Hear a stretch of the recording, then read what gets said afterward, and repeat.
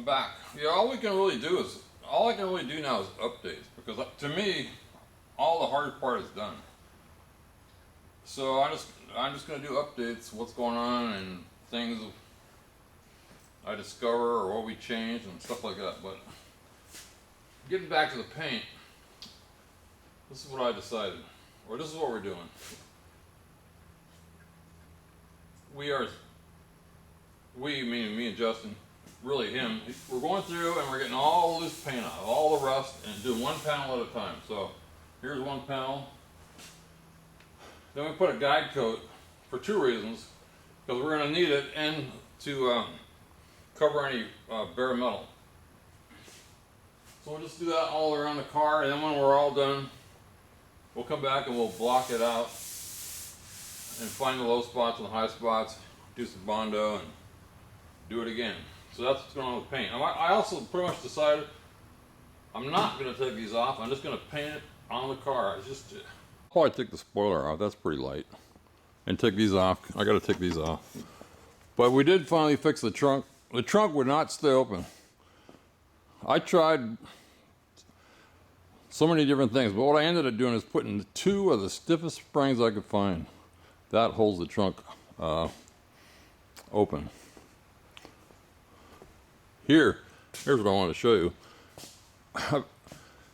Justin shows up today and says, I got two lights. Do you need them? So I said, well, you know, how can I make this real fast? So I found a sawhorse and just threw it together. We're going to put wheels on it so we can roll it around. So I'm trying to figure out how to unplug this and hold the light. So here's with the light, and we only have 2 bulbs right now. We're going to have 4. Trying to do this, hold the camera.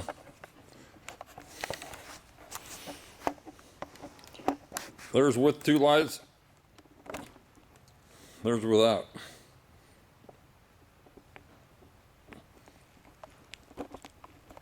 There's with 2 lights. Makes a heck of a difference. So I'm going to put 2 more bulbs in here. So none of this cost me anything.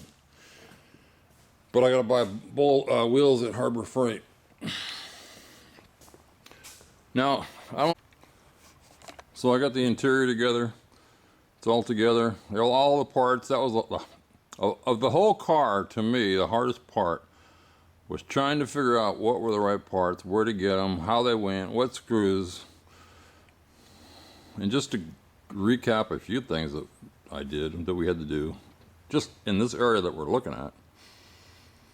The air conditioning vent, we'll call it air conditioning vent because that's what it is. It's only on below the wheel on air conditioning, I think. Those were stuck. Well, some of the gauges were busted. Everything was rusted in the back. The steering column, you couldn't take the key out. The steering wheel was off. The center piece was missing. I mean, it just goes on and on. And I put the 8-track and the radio and the shifter and the wires that were missing, and on. That's just in here. This was the worst part. Let's see if I can get a picture of the seatbelt with this light. I think I got a flashlight in my pocket.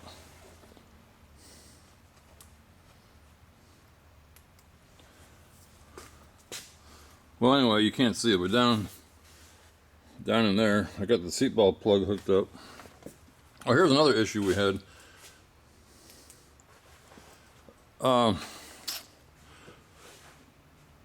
We put the seats in, and I couldn't slide the seat back on the driver's side. It was like frozen. So we took it out again and took the slides off. You know, they're new slides. They didn't lube them from the factory, I guess I'll say it. I did the passenger side they did, but the driver's side they didn't. So you take it out, take it apart, get some lube into the bearings. There's a set of bearings in there. And so the only thing I haven't done is the doors. Wait till the car's painted. Plus I can't find the upper door panel, which I said before. I got the lower, but not the upper. But the windows work, the doors work. I'm just kind of recapping now what I did. if you can see this whole thing I replaced. I had to cut in that in an earlier video. It was all rusted, rotted. So make sure if you got a car that there's some vent holes up in here somewhere. I can't see them right from this angle, but make sure your vents are keep your vents clean, unclogged. Here's the back of my hookup.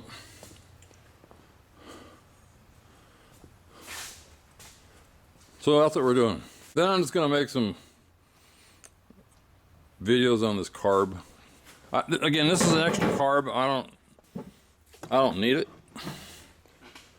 but I got a pretty strong curiosity on how things work.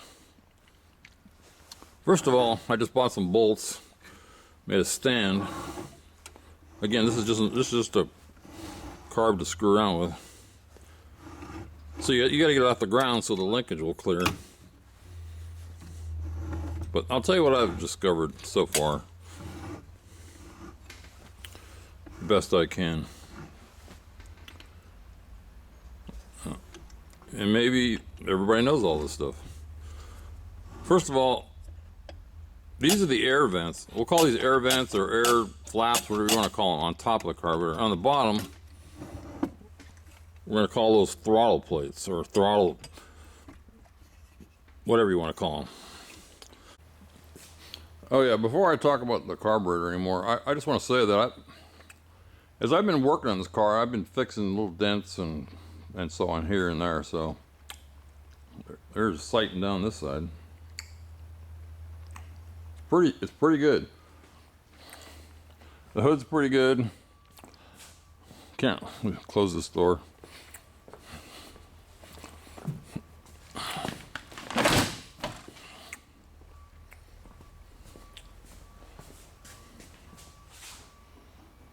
These wheel flares help because you can't see straight down, but it's pretty good. Everything's pretty good. So that's going to make all the rest of the work better. And again, for anybody just tuning in, let's see. I think I replaced this bottom of this fender. This is the driver's side fender. I tried to keep the fenders. The quarter panel's new. This side I had to put a quarter panel on. This whole section of the driver's door, I'll back up. See if I can. All that skin, half of the skin down is new. The whole, like I said, the whole bottom of the door, I cut it out of another door, welded it in. The T-top, had to do the body work on that.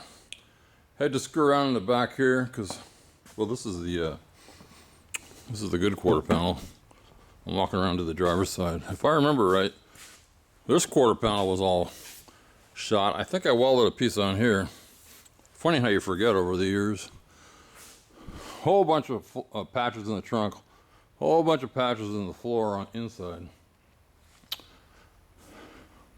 That's just things I can think of right now. So I'm gonna get back to the carburetor. Okay, I wish I had a remote control for this camera, but watch these chokes here. I'll explain something.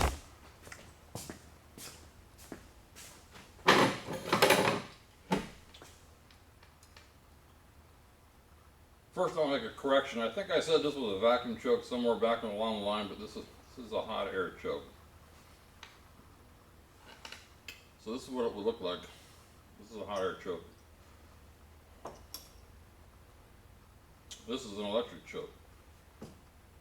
So one of the things that came up to me is when I picked this up, I don't know if I said this before, the spring fell off. It just fell off. And then I was wondering, does it go on that way or does it go on that way? So if that ever happens to you, the way to tell is in cold, you can see in here,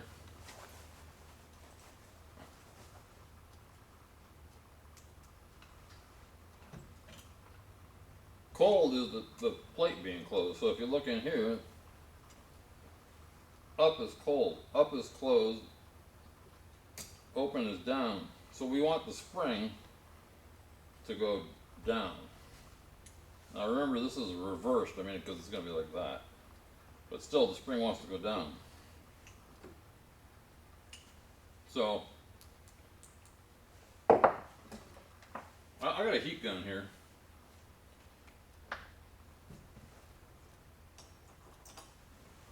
Let's see if I can get this thing so it's not hitting the spring. I'm going to heat these up. Electric, hot air, see if there's any difference.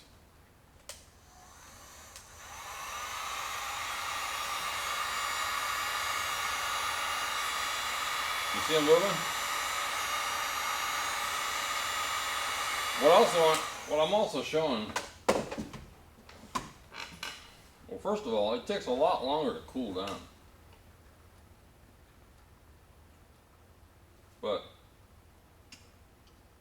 they say that when the choke to use the choke, the spring relaxes. Well, what that means is the opposite of what I thought it would mean. The spring tightens itself. That's when it gets hot, it tightens. So if you want to, again, if you want the choke to go down, you got to make sure you put it on so when it's tightening in there. That's the right way. If your spring falls off. So anyway, both these heated up real fast, but man, they take time to cool down. I also put I hooked it to the battery. It took 10 minutes. Maybe not 10 minutes, maybe, well, it took 10 minutes to go the whole travel, but it probably about 5 minutes to heat this choke up far enough to close, to open this choke fully. 5 minutes. It's a long time. So, I've already done some things, but I'm going to tell you that this is my observations. Again, I'm not a carburetor expert, just like the carb.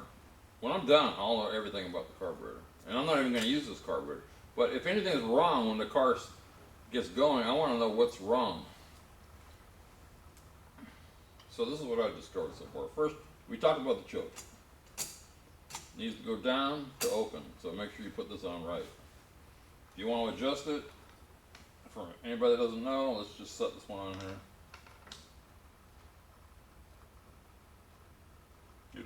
You just turn the choke. We're not going to talk about what is the proper adjustment right yet. Let's see if this is hot. It's not even, it's just warm, barely. So you got a vacuum. I'm not, you know, they got terms, they got brakes and pull-offs for these things, but I'm just going to kind of tell you what they do. So, and again, all carburetors are different. I mean,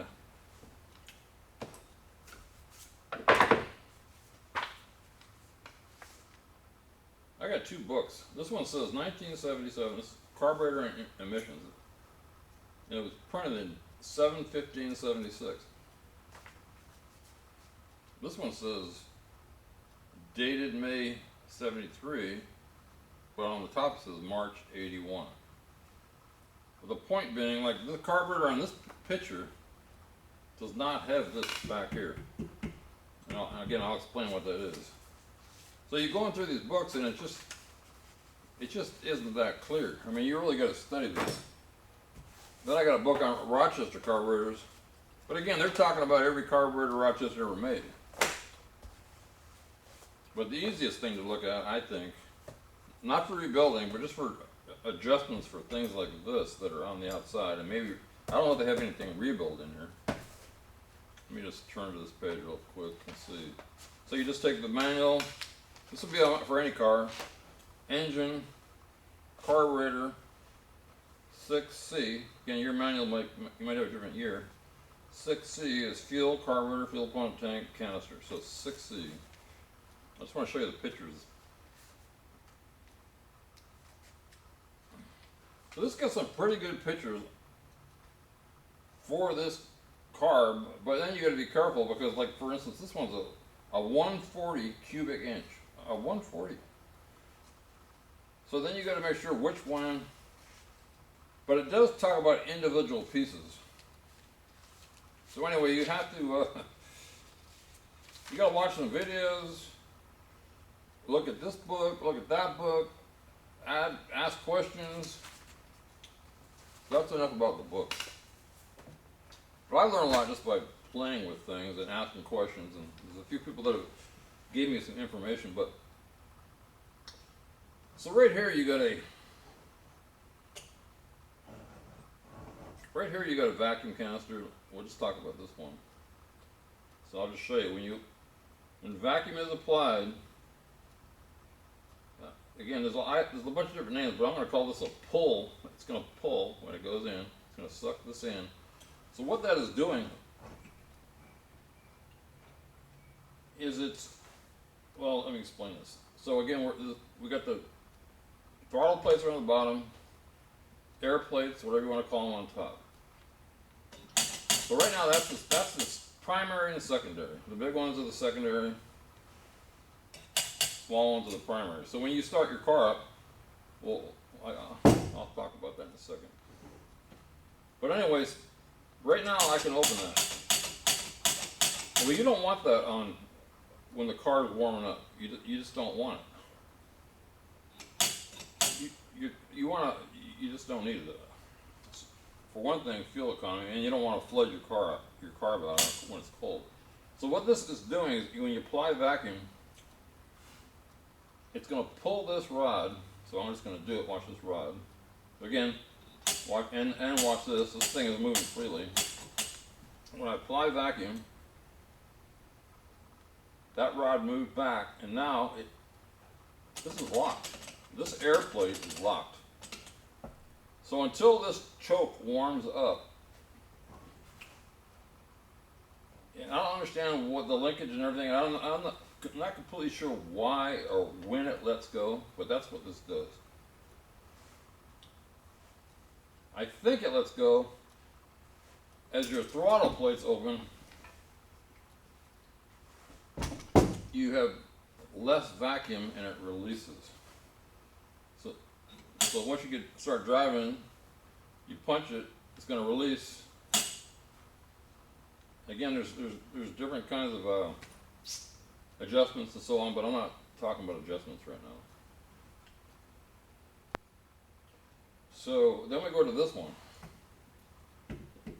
Well, this one I put a vacuum source on here, and this one is bad. But again, I'm going to call this, when you apply vacuum, it's going to pull. But if you notice up here, it's pulling the primary plate open.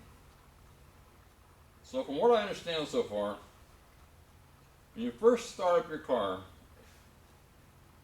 it's cold. You don't want this plate. In other words, the choke, when you first start the car, you're just starting it. The choke has not had time to even move. But this is normally in a closed position. That's no good. Anybody that started a lawnmower or anything, you know, well, maybe I'm saying it wrong, but you got to have some air going in here. So what this thing is doing, if it's adjusted right, and you can also watch in here. Let me close that. This is going to pull the choke open. Now I think, you see how far it's open? I think that this is not adjusted right. I think that this all the way open, you should only be about 1/8 of an inch. Again, we're not talking about adjustments here. So I think this is bad, and this rod is bent. I think.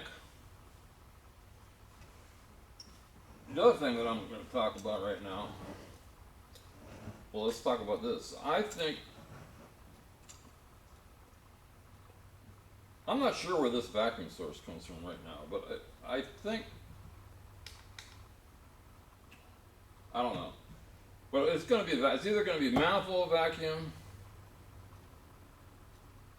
Yeah, it's going to be, it has to be manifold vacuum. So that means it's going to have to go into one of these manifold vacuum ports. This one over here, same thing. I blew fluid through here, so I think this is going down to the port in the manifold.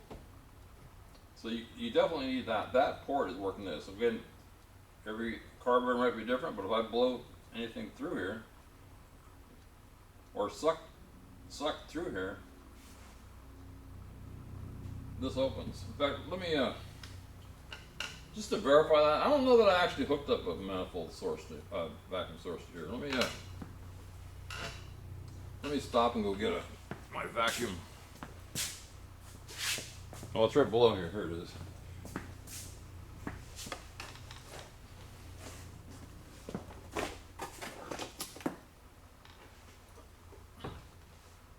Again, I'm still learning about this. I'm just sharing what I'm learning.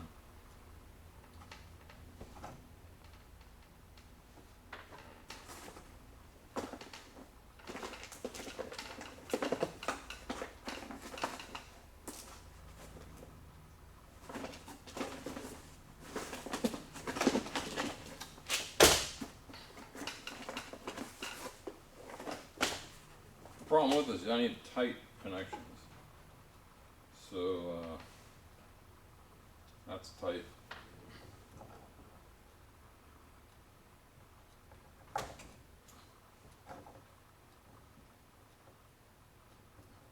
That's pretty tight. It's not the right one, but it's tight. Now, how do I do this? So this is the right one.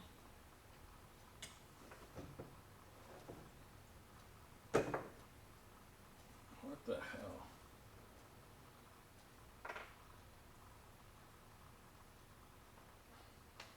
Do this again. This one's a little bit bigger.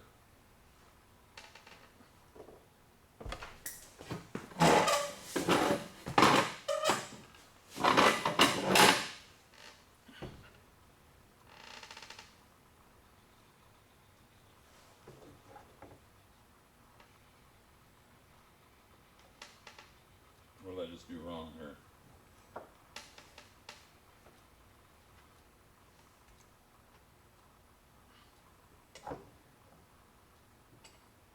That's pretty tight. Let's see what happens. What we want is this to move.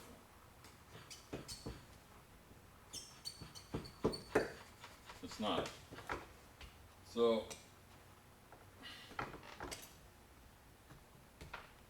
maybe I'm wrong. This port goes somewhere. So now I'll hook right straight to that vacuum. And it's working. And it's holding. So secondaries are now stuck. If I put it on this one,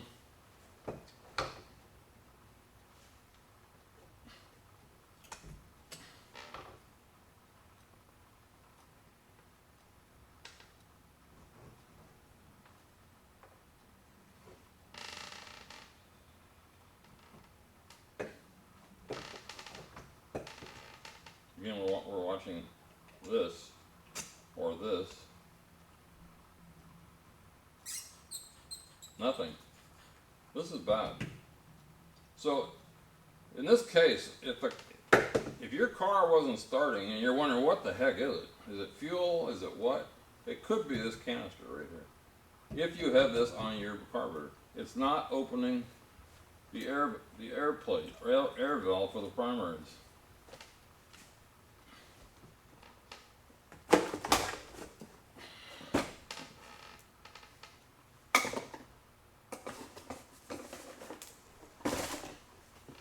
What I'm going to get into later is I need to take this choke off. I need to see what's behind here. There's a cam behind here.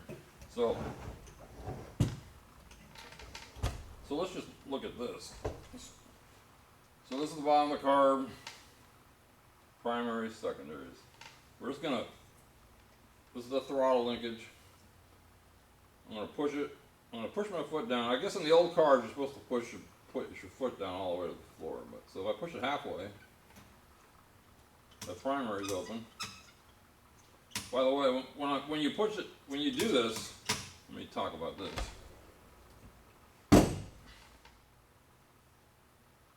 here's the accelerator pump, or the fuel pump, or whatever you want to call it.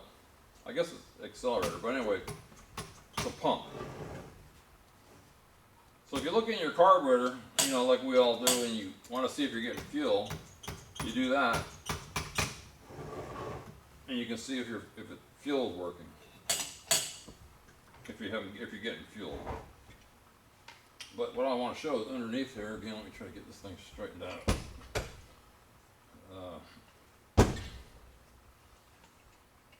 And I guess we'll try to watch in here too. We'll see if anything moves around this area. Because you got, well, I won't talk about that yet. But so push it. That's only halfway now. We're going to push it again.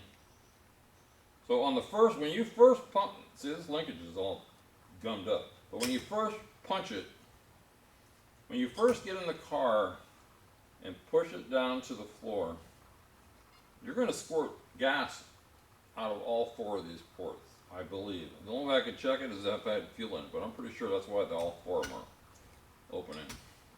But beyond that, once you do that, don't push it again. Then you go to start your car. Once you get vacuum, and again, I'm not sure where this vacuum source is yet.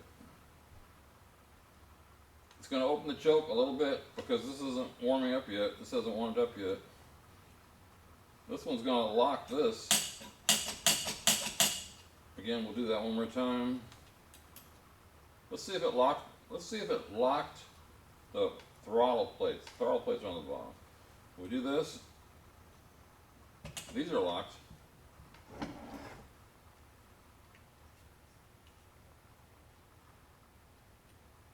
Okay, so now I'm going to point out something else. If this little lever right here, if I go like that,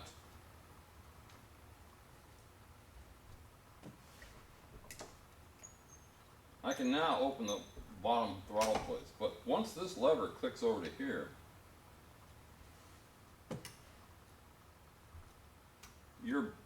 your secondary throttle plates are locked out. Your air is locked out because of the vacuum here. So what I can't see yet is what kicked this over to there. So let's just try it again. It's off right now.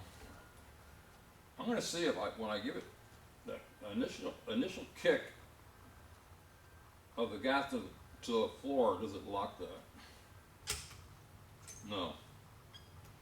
That is not moving this lever at all. Does the choke move it at all? No. Does this vacuum source move it at all? No. Does this move it at all?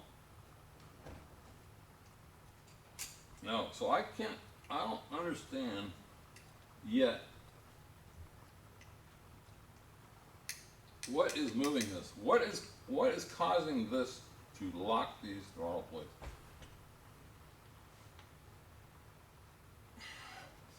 Just gonna look at this some more and see if I can see what it is. Well, see, now it's locked. Did I just do that?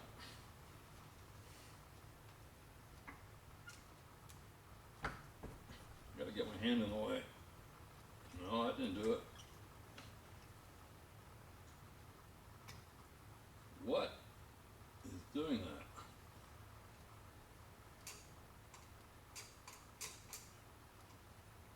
Anyway, that's what I'm gonna explore a little bit deeper into this. We know how this works. We know how this works. We know how this works. We're not sure about the vacuum sources. We know primary and secondary throttle, air plates, I'll call them. We know about the throttle plates, and so that's all we're really talking about. But what is stumping me right now, and I'm going to try to find it in the book, what is kicking this over to keep the throttle plates closed? There's something that I just don't get yet. Something is releasing that.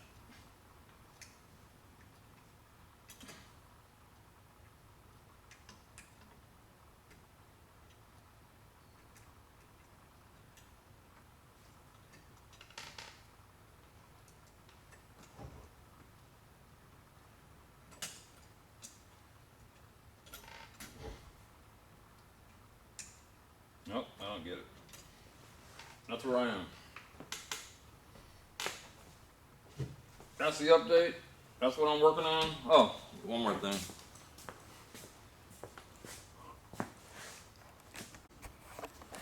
So I went out and got all the fluids to start the car. So I'm going to go 50-50 antifreeze, antifreeze and water. The rear end is 80-90 gear oil. You need to put if you go to Posi, you need to put a limited slip supplement. And I was reading this, and let me see what it says here. It's a liquid wax esters inside this. You got brake fluid.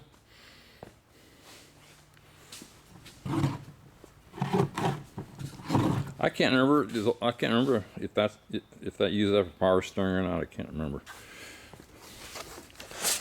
I got oil. I got enough oil to do a break-in and a change, but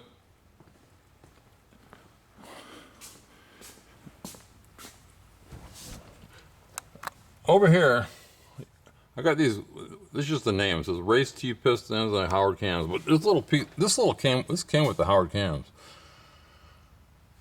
Failure to use a ZDDP additive in your engine oil at the time of break-in will result in camshaft failure. In other words, they're warning you. Will it cause failure? Who knows? But it says ZDDP. So over here, I need to move this to the other table. I forgot about it.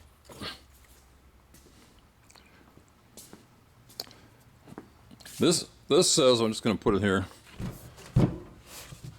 This says ZDDP. So if you notice here, it's TB Zinc Plus. So whatever Zinc Plus means, I'm just trying to see what's in here. But anyway, it says, let's see what this says.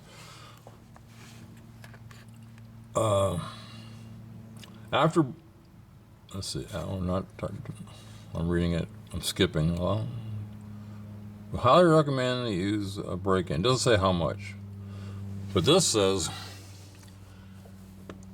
add 1 bottle to engine upon initial break-in.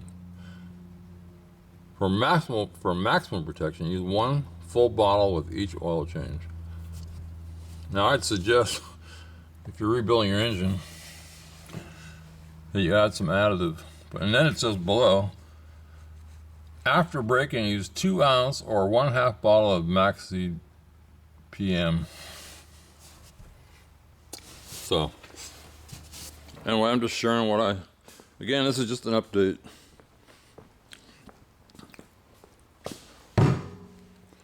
So that's going to go with this. This is going to go with that. That's going to go with water. Brake fluid's going to be straight. Got an extra oil filter. Just got 1040 oil. I don't really, in my opinion, oil isn't as important. I don't mean it's not important, but I just don't. Most oils have the same additives. I took an automotive class once. We went over the oils. They're basically mostly the same. The thing is, just keep changing your oil like every 3,000 miles or even less. That's where I am. Best thing I did today, built that. Yeah, I just decided to talk about this a little bit more. Anything made out of wood is just simple to me because that's what I did all my life. But if you wanted to make one, all I did is I can just see the stuff in my head. I just grabbed a sawhorse, an old piece of ABS or EBS, and I forget, I'm getting old. Some extra 2x4 and stuff, and we're going to put wheels on the bottom. But if you wanted to make one of these, basically all you need is something on the bottom, a brace from the bottom to the top, Now then, and then you want to know what height do you put your lights. So I could have put one of those. I still can. I could put one light high, one light low. I could put both lights low, both lights high. But anybody could build something like this. All it basically is a L with a brace. Now I have seen, I'll talk about this a little bit further. I have seen where they sell lights. See, these are just straight lights. They shoot out a bunch of light, but they sell these special lights, and I don't even know what they're called. They'll shoot out lines. In other words, it'll be a bunch of light that looks like this. So that way, if you have any warps or anything, the line will go. So that wouldn't be a bad ad. And I could probably do that. I could probably make an enclosure with slots in it. But anyway, that's how I built it. This old scrap table I used to keep my old bolts in. Sawhorse that I used when I remodeled the house. Scrap wood. And a piece of this stuff. It's weird. I can't even remember what it's called anymore. Anyway, I hate this stuff. OSB, that's what it's called. Oriental strand board. OSB. Not Oriental. Is that what I said? I don't know what the O is. O is, I don't know. OSB. I'm thinking outside. I'm thinking to myself, what the heck is OSB? I'm going to look it up. Oriented strand board. You know, one of the nice things about this shop is I got Wi-Fi in here. Now I'd say to my house, I'm up on a hill. I'd say I'm about 50 feet to 100 feet lower than the house. I think I've talked about this before, so I'm going outside. There's the shop. The house is way up there. If you see, I'm going to just show you. So you see this window, right? See if I can zoom in.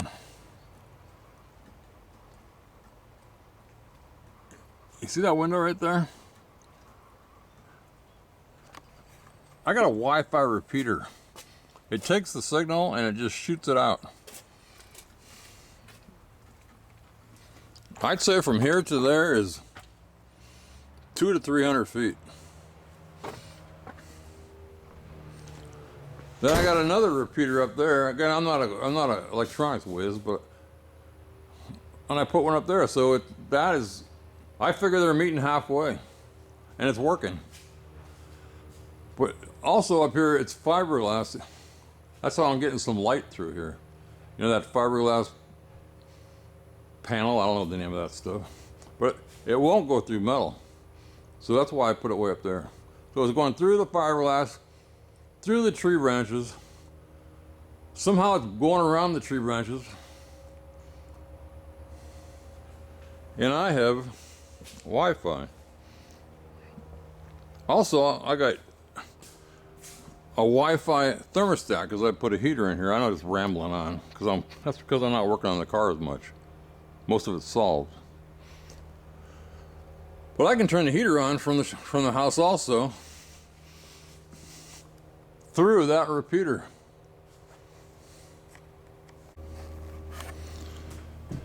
Okay, so I just decided, again, just update stuff that's coming into my mind. This is the stuff I got left over. Out of like 3 truckloads of parts.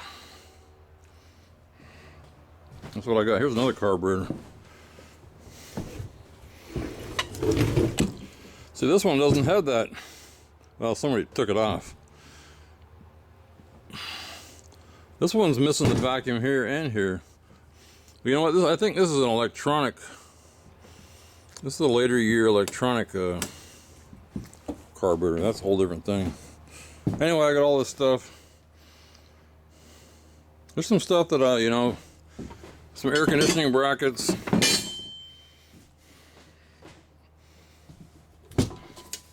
Oh yeah, here's what I need. I got this Window trim, I need that. Here's an extra one of these. You know, these are pretty easy to fix with fiberglass and fiberglass resin. Extra light parts, extra heat duct parts under the car. In fact, I went out, I bought 2 of these off eBay, and then when I come up and searched through my parts, I had them. Seat belts, lights, emergency brake,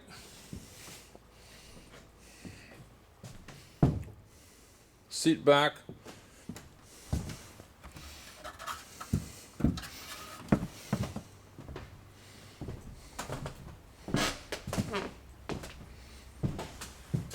if you go back to my steering column parts, steering column fix, here's all extra parts. This is an extra spring that I ordered that goes in the steering column. I found one in the seat when we were building it. More scrap, old leather, more trim. That's a radiator I took out of a different car. There's an extra window. There's the T-tops. I haven't put those on yet. Whole bunch of hood springs.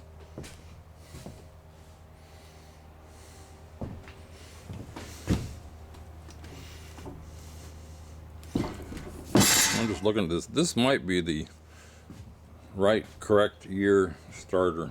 So, I know I'm rambling here, but you know, I don't know if you hear that people buy cars and they want all the factory pieces. Well, I'm going to keep all the parts that I took off. I mean, the few parts that were there.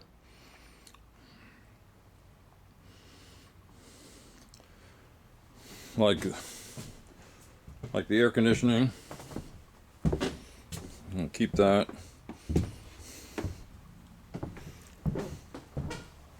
Somewhere up here I got the cruise control. And keep that. I think this is the right starter and it might work. Here's the stock manifolds, exhaust manifolds. And blah blah blah. I know I'm rambling on. You know, maybe I'll talk about this stuff too. I don't need any of this stuff. I mean, I call these switches. There's some type of switch.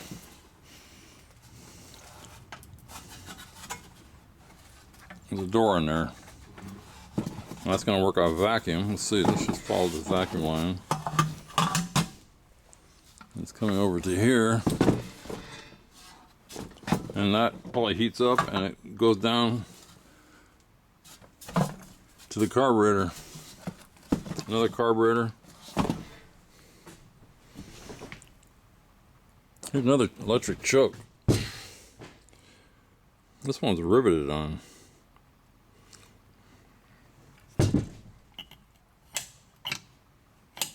Anyway, I went way too far on this, I guess.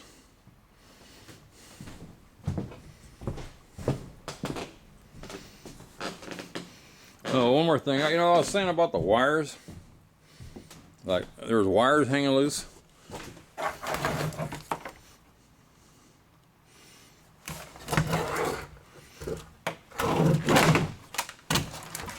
When I cut this radio loose, 2 of those wires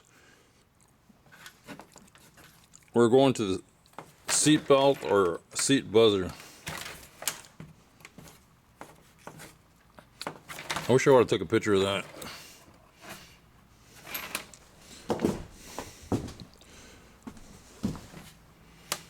I'm trying to remember now.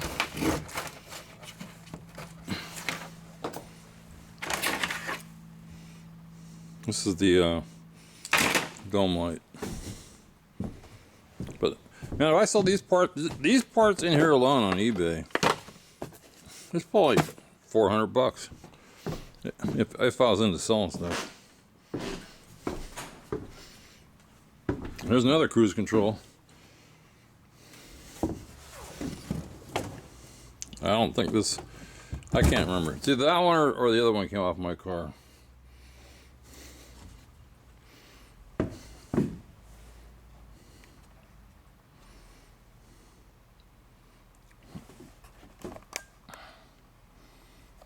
I still got some parts over there. Those big boxes, the big black boxes, are the lower door panels. There's some trying to think what's in all those boxes. Rubber seals for doors, and a cowl, and the trunk, and some extra oddball parts, sills. On the far right, the tube is far right top is the window guide felts. Man, I'm so glad that I got past all this.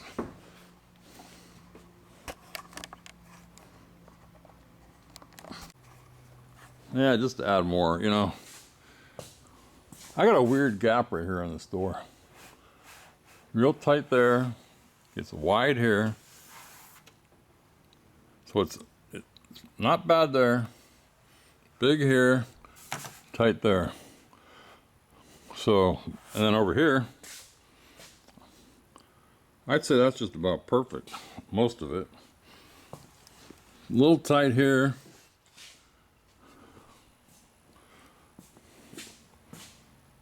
A little tight there.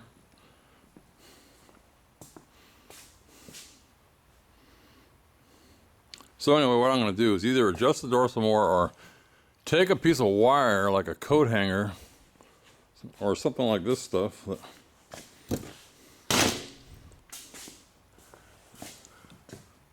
And to figure out what I need, just weld it on here.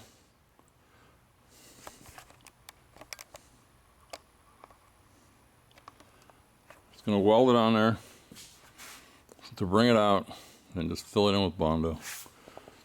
And up here, I guess I'll have to cut it. Over here. But again, the car's in the air right now. You got to be on the ground. Here, that's perfect, perfect, big, perfect.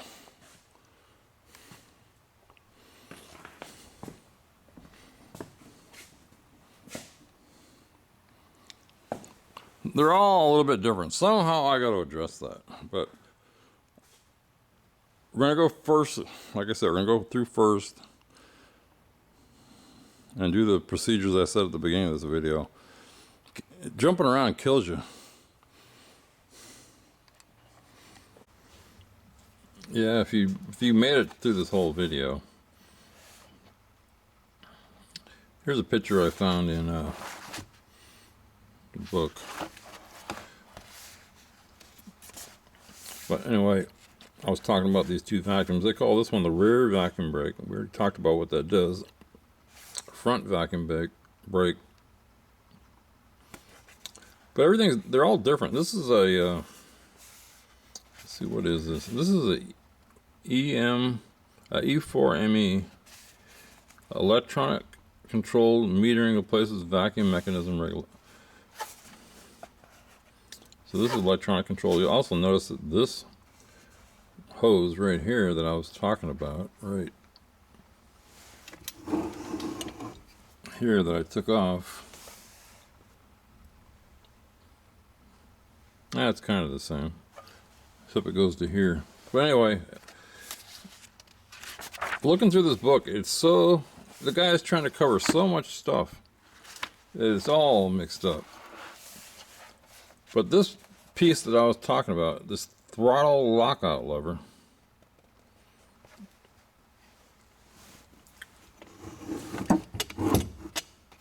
which is this pin right here, and you can see the cam that I was talking about. I cannot find where they talk about that. I mean, just on this page alone, they talk about early models, late models. They keep switching around. So, man, I wish I had this book on electronic and I could just do a search.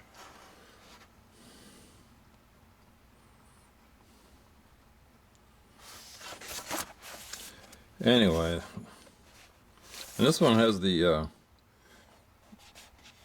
choke system with dual delayed vacuum brake.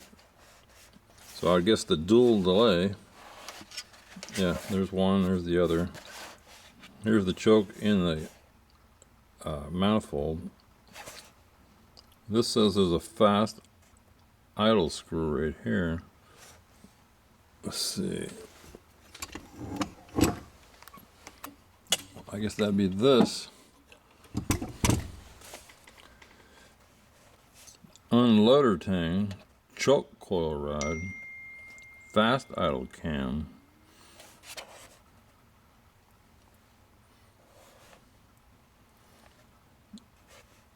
vacuum brake lever tang. I don't even have that. So I'm gonna have to go through this whole dang book. Yeah, anybody interested? I'm trying to figure out how this secondary lockout lever works according to this, which I'll just read it. A secondary throttle valve lockout feature used on many quadrojet models to prevent opening of the secondary throttle valves, which is underneath, during cold operation when wide open acceleration could cause possible engine damage or excessive wear. Figure 27. On these applications, a lockout lever located on the float bowl, whatever that means, located on the float bowl,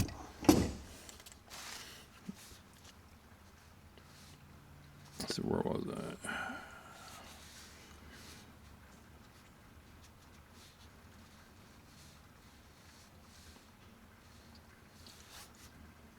Okay. A lockout lever located on the float bowl is weighted so that a tang, it's weighted, so that a tang on the lower end of the lever catches a lock pin, which is this pin here, or here,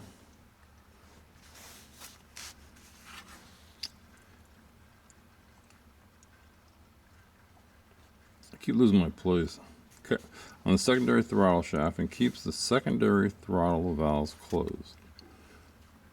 As the engine warms up, the choke valve opens. Gotta get something to point so I don't keep losing. Choke valve opens.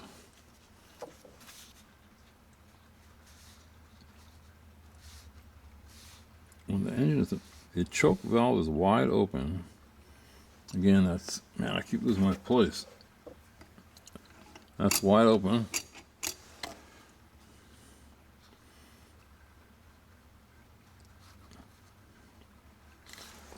Man, I must be retarded or something. I can't keep my place. When the choke valve is wide open, the choke coil pulls the intermediate choke lever completely down, and the fast idle cam drops down so that the cam follower is completely off the step of the cam. As the cam drops the last few degrees, it strikes the secondary lockout lever and pushes the secondary lockout lever. That's what we're talking about. The cam drops, it strikes the secondary lockout lever and pushes it away from the secondary valve lockout pin. Well, for the life of me, I can't make anything. No matter what I push or turn, or I cannot get anything to hit that. So it's, I guess supposedly what I think I read is your car is, you stop your car, that lever locks because it's weighted. But something which I cannot trigger is supposed to knock, well, it did a little bit. Let me see if I do that again.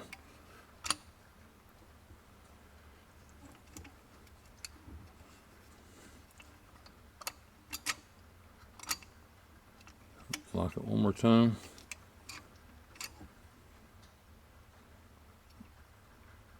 So I pulled it all the way that way.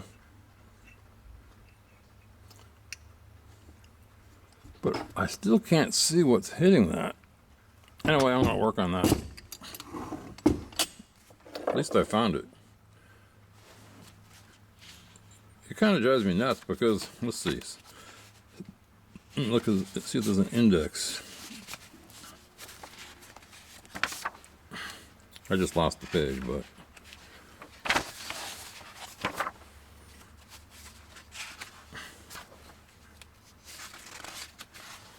no index.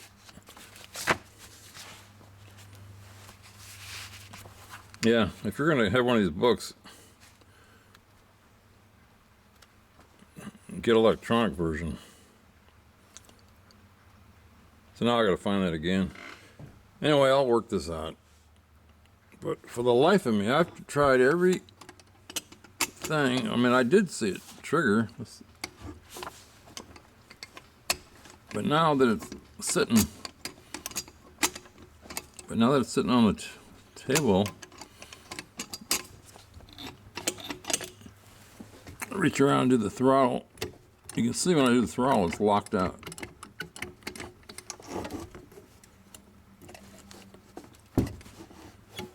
Man, I just can't figure that out.